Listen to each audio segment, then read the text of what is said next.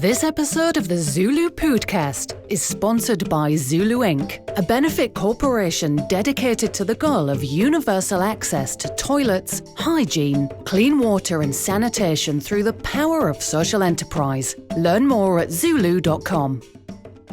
Composed his own songs, he composed his own songs? Yeah, for advocacy. And then he used lyrics, and those songs had music, something, like it gave that Bollywood flavor, so people could really relate to it. And remember it. Relate and then dance on the stone, something that, you could be humming because they were so cool, and...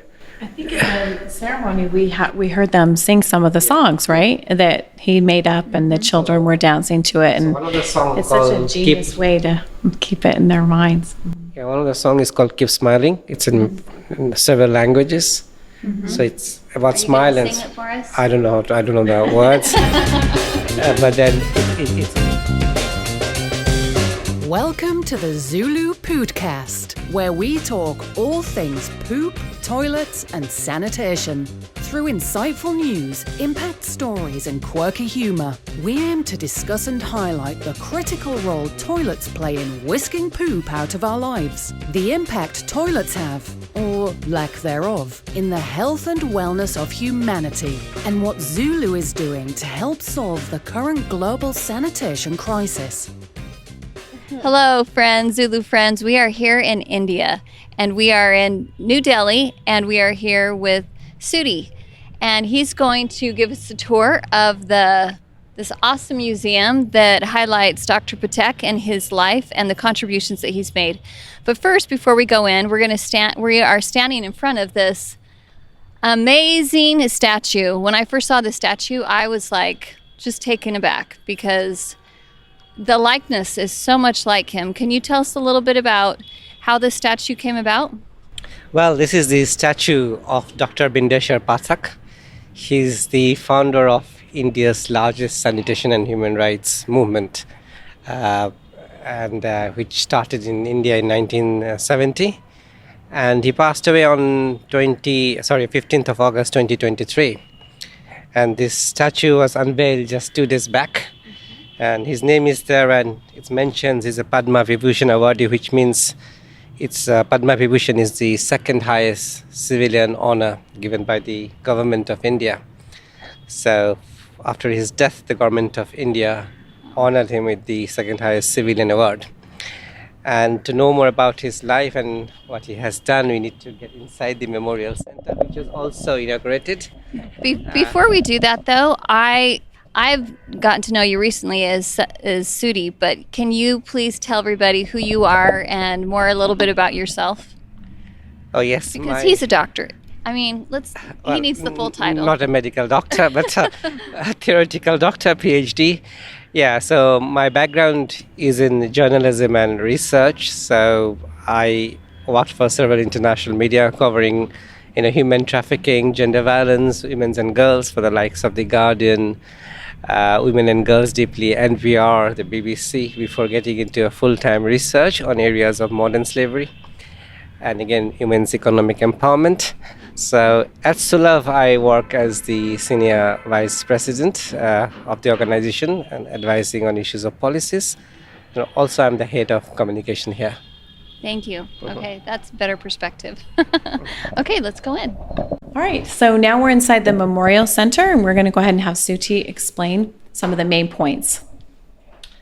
Well, this Memorial Centre kind of chronicles the life of Dr. Bindeshwar Pathak, who is the founder of Sulabh International and also the Sulabh Sanitation movement. And he was born on 2nd of April 1943, and he passed away on the 15th of August 2023. So as you go along this museum, it kind of captures how he built this sanitation movement, what are the things that inspired him as a child. So he was a Gandhian meaning that he was a follower of Mahatma Gandhi, the father of India's nation. And in this panel, what you see is his life story, in the sense that childhood events that kind of inspired him. So when he was growing up in his state of Bihar, there was a lot of caste-based discrimination. And in this, what you see on this panel is a lady, and this lady kind of is a woman that used to come to his house every day to clean latrines, manually. Okay. But then she used a rare door to get into the compound. And no one really spoke with her. She would come, do her job and go away. And whenever she wanted water, the water was kind of poured into her palm. And no one really touched her, and that kind made young Pathak very curious of what is going on. Why would no one ever speak to him or touch him? And out of that curiosity, he actually touched that lady one day. And hell broke loose in the family because Because of the stigma. Stigma. Why did you touch her? it is his grandmother actually, because as per the caste-based system, they came from the highest order in the caste-based hierarchy. They're called Brahmins, and this lady came from the lowest, of the lowest caste. They were termed as untouchables because of the occupation and the political what is Dalit. And because he touched her, so he had to go through a purification process of mind and body. So they made him eat cow dung, and and they poured river water, Ganges, which is a holy river. So that was the thinking in those days.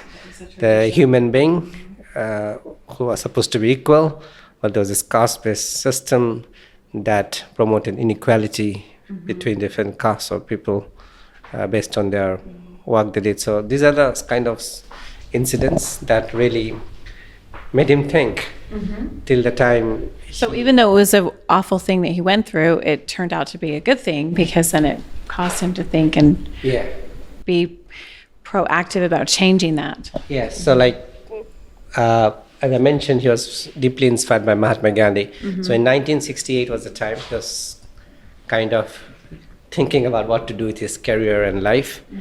And someone told him about the Gandhi centenary celebration as a special committee that was formed in 1968-69 in the state to celebrate the 100th birth anniversary of Mahatma Gandhi. So he went there, and he was sent to some villages in Bihar where the caste practice was very strong to find a solution, because Mahatma Gandhi, India's father of nation, was against the caste system, and he fought for the human rights of the people who were treated as untouchables or Dalits. So young Bindeshwar was sent there to go and live with the community. And what he witnessed there were things like this, what you see here. So this is, what you see here are the stamps of 100 years, 1869, 1969. This was the 100th year of Gandhi's birthday. What you see here is, when he went to that village, what he saw, a bull attacking a young man. And when he rushed to help, when a group of men rushed to help, someone shouted, "Oh, he's untouchable," and just left him alone to die. That impacted him as well. The second incident, what you see here. But then when Pathak lived with them, he felt that there has to be a technological solution to this problem of cleaning dry latrines with bare hands. Right. A toilet system had to be developed. Toilet system, because there was no sewer system in those villages, in those places, and you need a modern toilets. And so he developed rather, two-pit toilet, which you see here. This was the model. But then what you see in this wall is the harsh reality of what I just mentioned about manual cleaning of dry latrines. This is what you see here. Women, it was mainly women who were doing these jobs, and it was an inhuman practice. And this is something Pathak experienced for the first hand. So here you can see that, someone giving water to a lady, but not on a glass, but pouring over. This was the reality at that point of time. And he wanted to fight this. And there are millions of people doing this at that point of time. And so these are some of the harsh realities which are mentioned here. So it's incredible because he thought of a practical solution of how to elevate people from this class system. He felt that technology could be an answer. So he developed this two-pit toilet system. And that was very affordable, sustainable, culturally accepted in the sense that it's a very simple solution. It can be built anywhere with local resources. 2-pit is like you can do this without a sewer system, and did not require manual cleaning, because it's about 2 pit. When 1 pit gets filled, the human excreta can be diverted to the other one. Yeah, so when the one gets filled, you divert it to the other. And then because of the sunshine and bacterial reaction, it becomes a manure which you can actually use for doing other things.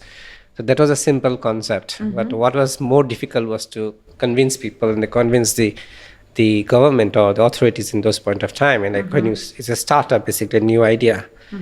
So there are not many takers of it. Right. Why would someone believe it? And it's something like an issue no one really liked to discuss. Toilet, not a very attractive topic, but then he really toiled hard to convince people. That was the worst phase of his. His tenacity. He went door to door, and then he spoke with the government official, and then one day someone gave him an opportunity to do a pilot project, and which was pretty impressive, and then the work picked up. But then in terms of convincing people, he had to go from door to door, and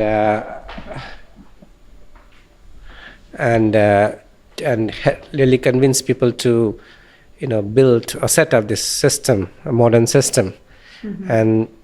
And he used the toilet as a symbol. Like if you see here the logo of Sulabh, so the 2 pits and a woman. So toilet here is linked with the dignity of women, especially manual scavenger. Now, very rarely you see a social movement that's linked with toilets, a human rights movement linked with toilets. So he used toilet as a tool, rather, and weapon for achieving social harmony, for the rights. Toilet means dignity. Right. In literal sense, if you don't imagine not having a toilet. And there are millions of people who didn't have toilets. And because of they didn't have toilets, or the toilets are not proper, they were doing things which are inhuman. So there was a first step towards human rights, to restore the dignity of people. And he used toilet, which is genius, yeah. And so quite inspired by, again, Gandhi's, belief in non-violence. So it is through toilets. What started small became a social movement in India. Next few decades, really, and and over a period of time, Sulabh built 1.6 million household toilets. Wow. Yeah, very quickly, you see the caricature of a lady here. Now, she's a greatest example of the impact of his work. She was a manual scavenger, means someone who cleaned dry latrines with bare hand. Because of Pathak's intervention, she was rehabilitated, and she went on to win the highest civilian award. She was awarded the highest civilian award by the government of India. Wow. And so what was she awarded that for? For promoting women's rights. And for standing up against open defecation. Now there's another fact here. It was only in 2010 the UN General Assembly recognized access to safe and clean drinking water as a basic human rights. Sanitation became pretty big a topic after 2015, and we talk about the circular economy of sanitation and so on. But Pathak started in 1970, 2.5 decades before actually the world started recognizing toilet and sanitation as a human right movement. Isn't that unbelievable that he had that forethought, and it wasn't until 2010 that the UN... Yeah, it is indeed, yes. And it's only 2015 that the SDG goals came about, and SDG 6 is kind of dedicated to sanitation. These are the early photographs of the movement, how he went from door to door, the photographs, in Calcutta, in Patna, the bigger Indian cities, the public toilets. This is a very old archive photographs that you see. See a view of the public toilets in some of the busiest places. So public toilet itself is a story which I'd like to talk about. So he also conceptualized the idea of pay and use public toilets. he believed that if you charge people, initially they might not want to pay, but if they pay and if they see good facility, people will pay. And that idea actually became popular. Okay. And when he built the first public toilets in his city, in the city he came from, Patna, it was an instant success. In just few days' time, over 500 people used it. And today 20 million people use ZuLoo public toilets. There are around 11,000 public toilets. On a daily basis? Yeah, so you can see the importance of public toilets. When you talk about 20 million, you have Uber drivers, migrant taxi drivers, low-income families, patients, construction workers, women, delivery personnel, because India is a gig economy, We have e-commerce is very big. We have a massive home delivery system, anything that you need, groceries to food from restaurants. People are constantly on the motorbikes to deliver things. Just 2 weeks back in Sulabh signed up with Swiggy, one of the biggest e-commerce company that gives their workers free access to Sulabh toilets.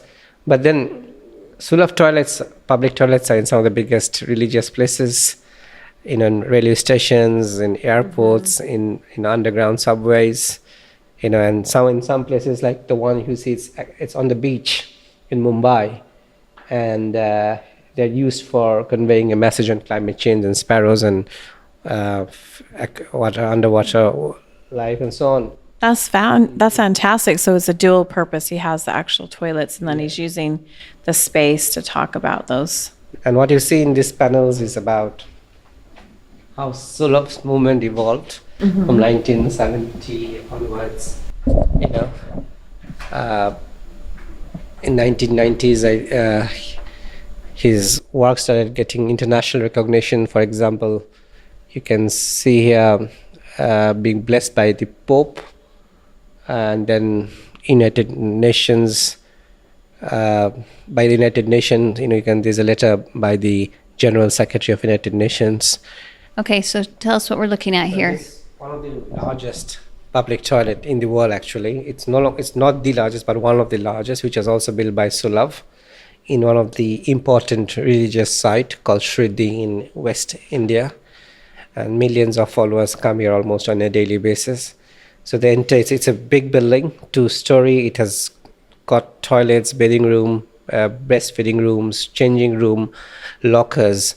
The importance of this is that because you have a public toilet of this scale, a lot of visitors, pilgrims, they don't have to really stay in hotels. They can come in the morning, freshen up, book a locker, keep their things, relax, and then go and visit the religious site and come back and go home. So it serves a lot of people, especially it's very helpful for low-income groups. But then it's a massive toilet site, which is like in most places in South Asia, you do not have a state-of-the-art public toilets in places of religious significance, which are actually visited by millions of people. So how was this received when it first opened up? Was it kind of being a new idea to have such a massive public center? Instant success. Sulabh was already working on public toilets since 1974. Okay. It had a good track record, Yeah, but then this kind of infrastructure requires massive investment, and it's always done with the help of the state governments and sometimes with the help of the corporates through their social responsible funding, corporate social responsibility. Yeah. So received well. The public loved it from day one. Yeah. There's some more now, bigger than this in other places. Yeah. So ZuLoo public toilets are, as I mentioned, it's in railway stations, in underground stations, in historical monuments. Even one in Taj Mahal, there used to be a ZuLoo public toilets. Wow. Yeah, and as I mentioned, it's used by 20 million people across India every single day. That's incredible. Yes. Okay, so where are we going next? Yeah, so these panels kind of show the history. Like, for example, here we see that he featured in the global diversity list by The Economist, and the various activities that ZuLoo was part of. And this is a significant project. It's about the widows from the state of West Bengal, they normally, after the husband's death, they go to a place called Mathura, Okay. which is an important Hindu religious site. But then these old women were leading a life of destitute and abandonment, because they were literally abandoned by their families after the death of the husband. Their children didn't want to take care of. They're mainly poor. So the intervention of Supreme Court, someone, I think it was one of the legal bodies of India that filed a public interest litigation in the Supreme Court. And the Supreme Court of India requested Sulabh International to intervene, Dr. Pathak actually, to intervene and help these widows. And he intervened in his own capacity, and he started looking after hundreds of widows. He upgraded their shelter homes, provided them medical facilities, ambulance, medicine. Basically, he gave them a life of dignity through compassion. And the project is still going on. So they were socially ostracized as per the customs. You can see they're all wearing white because that was the practice back then. I mean, that once your husband dies, you have to wear white. You're not allowed to participate in any social cultural events. But Pathak challenged those norms. He encouraged them to participate in festivals like the Festival of Color, Holi, and the Festival of Lights there, Diwali, and also encourage them to wear colorful clothes. I mean, just because your husband is dead doesn't mean that your life has ended too. That's right. So that was the message. Oh, the first time I came through here and I was reading this, I got emotional because the look on her face, and she's speaking so earnestly, and you can just see that he is locked in to the mission. Yes. And it's so touching.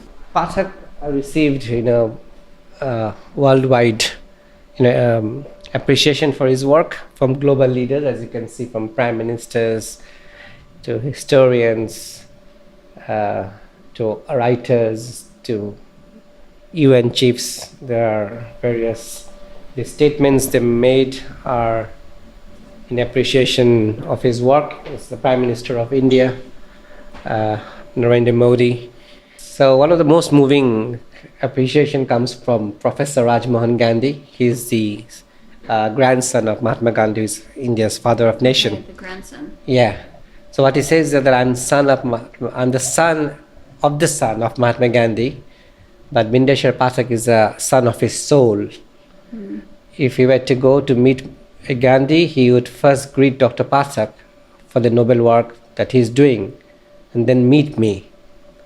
You can see the gravity of the statement. And then it goes on to say that he has restored human rights and dignity of people engaged in manual cleaning of human excreta, which they carried as head load. So one of the most powerful tribute to Dr. Pathak's work. Very touching, very beautiful. Yes. So apart from that, we see Dr. Pathak as someone, he has got the shoulder of a giant. For anyone looking at his work, we have the responsibility to sit on the volume of work that he has done and to look at the world from that perspective. And he had vision, he had compassion, and his work created a lot of impact. And his greatest legacy, as it says, lies not in the structures he built, but in the human dignity he restored. So Lives that he has changed forever. yes.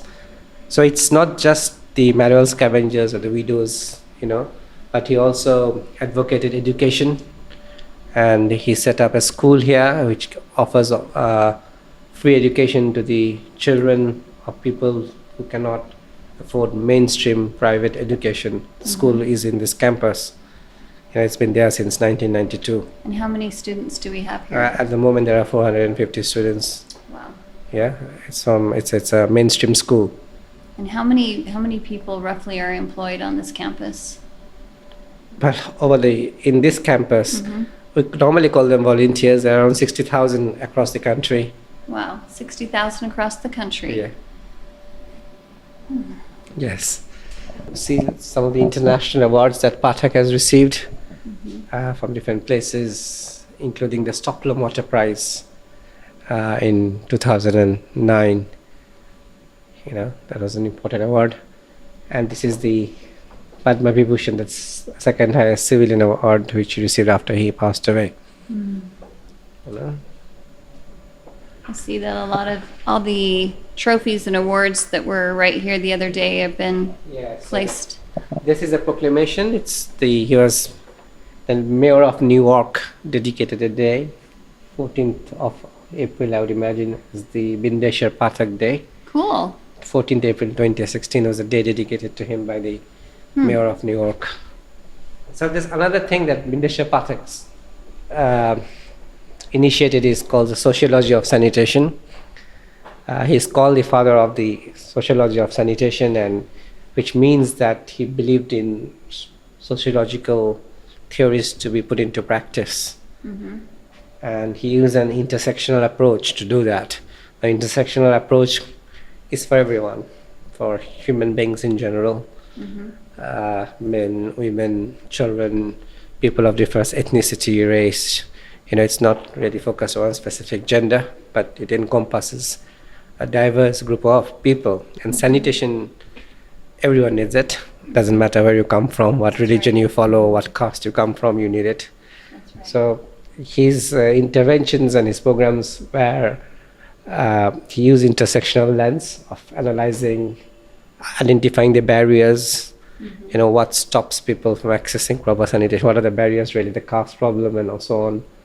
There are so many things linked with sanitation, women's safety, menstrual hygiene management, then finding local solutions, not just toilets, but also about women's economic empowerment, like for hundreds of thousands of women that he rehabilitated who are actually manual scavengers, clean dry latrines.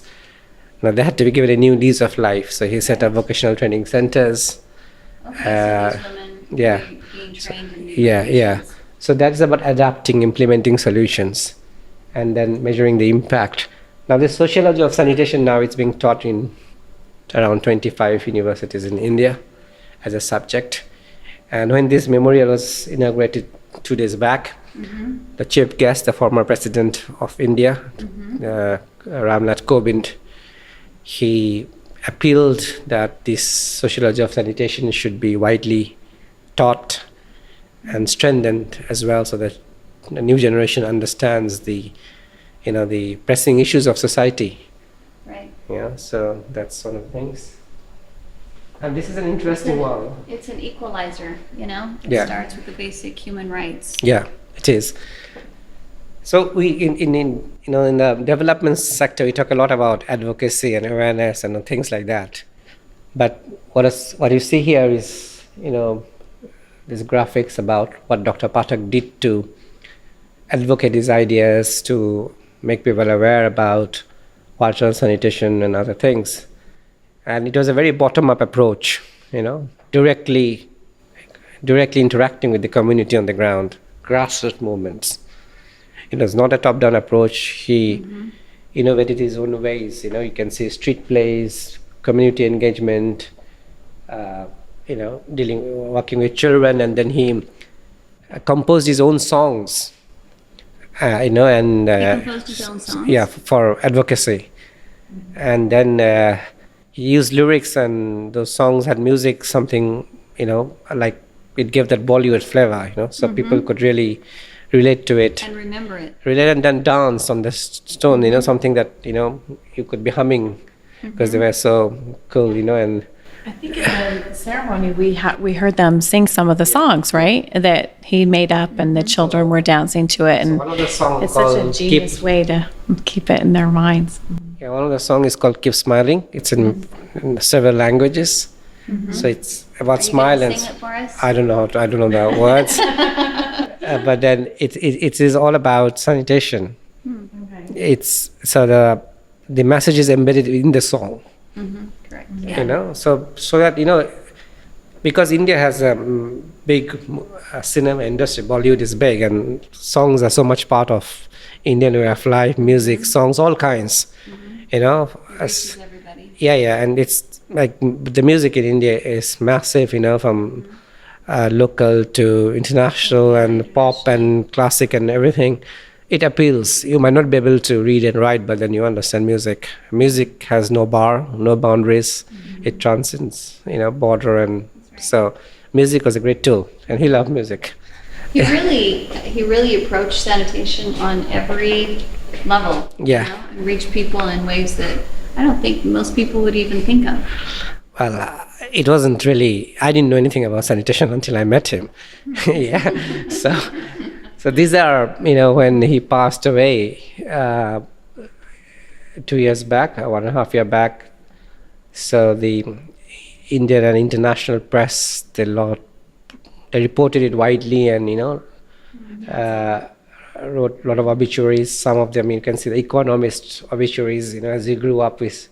We're told to read obituaries of great people in the Economist, so he was featured there. The Guardian is a British newspaper. Lancet is a globally renowned medical journal. Statesman and the Indian Express, a prestigious newspaper, wrote actually an editorial, in his tribute, to mark the greatness of man. Now, from here on, we see the contemporary issues. So, in India, sanitation became a public policy issue only in 2014. It was there, but India's Prime Minister Narendra Modi, during his first speech to the nation on India's Independence Day, he talked about sanitation. He talked about how sanitation was never given the due importance, despite India being more than, at that point of time, probably 60-year-old nation. So before him, maybe it was never spoken publicly. No prime ministers ever anywhere in the world, I think, talked about toilets the way he did. And there was a massive push by the government, and it became a top policy issue. Did he work with Dr. Pathak? Yeah, and that had an impact, because that's what Dr. Pathak was doing for the decades before it. Right. And as you see, so what India launched, the Prime Minister, was Clean India campaign, Swachh Bharat, which actually translates into Clean India campaign. And so the Sulabh model was actually used because it's something Dr. Pathak never patented his technology. He said it was for humankind. So the government of India built 110 million toilets based on his design. 110 million. Yeah, you can see there with government backing, Sulabh gained a stronger platform to promote its low-cost technology and community sanitation models. And the Prime Minister's speech brought sanitation into mainstream policy discussions, giving Sulabh's work greater visibility. So there's a massive policy. He truly was a sanitation soldier. Wow. So these are the challenges around sanitation and water in 21st century as we speak. These are the stark data that 1 in 4 healthcare facilities lacks basic water services, or 6 in 10 people lack access to safely managed sanitation facilities. And 892 million people continue to practice open defecation, and 2.4 billion people lack access to basic sanitation services. And it's only going to get worse as we talk about the challenges of climate change. So Sulabh is not only about toilets, we are also into food security, working towards a sustainable future, integrating food security, sanitation, women's economic empowerment. We have various programs across India. The biogas. Yeah. That's running kitchens. Yeah, that's true. Yeah. So the idea is to, our mission is to build resilient communities, so that they have access to safe toilets, and also they have, food security, and, the idea is to empower communities at the grassroots. You mentioned about biogas. We talk a lot about circular economy, but then Pathak actually conceived the idea of circular economy of sanitation way back in 1980s, to building infrastructure, biogas, resource recovery and community empowerment and things like that. So as of today, Sulabh is actually directly working on 6 SDG goals of SDG 1, focusing on economic empowerment of women, 3, good health and well-being, and of course SDG 6, clean water and sanitation, and also food security, which relates to hunger. Gender equality is a part of what we do, And because of climate change challenges, all those things are now linked with climate change as well. Yeah. And these are some of the global facts about climate change, sanitation, and water. So Bindeshwar Pathak always believed that God has helped you to help others. All of us, we're a bit privileged, born into certain homes and families and countries and societies. We had access to good education, and probably we can do things what many other people can't do. So he always preached that help others, because God has helped you to help others. And this is one of the moving quotes by him, like, change in a society is possible only if we ourselves become the agents of change. We need the collective action that all of us to reform unjust practices and work towards the prosperity of all communities wherever in the world we may live. It's basically his life. Yes. He's like, this is what I did, now you do it. Yeah, we need to take this forward. That is his mission, yes. I think that was amazing. We'd like to thank you so much. You're welcome. Thank you for listening to the ZuLoo Pōōdcast. Follow us on social media at our links in the show notes below. To learn more, visit our website, ZuLoo.org. If you liked the podcast, be sure to subscribe, like, and comment. For even more ZuLoo fun, send us an email with your toilet stories to podcast@zuloo.com for a chance to be featured on the podcast. This episode of the ZuLoo Pōōdcast is sponsored by ZuLoo Inc., a benefit corporation dedicated to the goal of universal access to toilets, hygiene, clean water and sanitation through the power of social enterprise. Learn more at zuloo.com.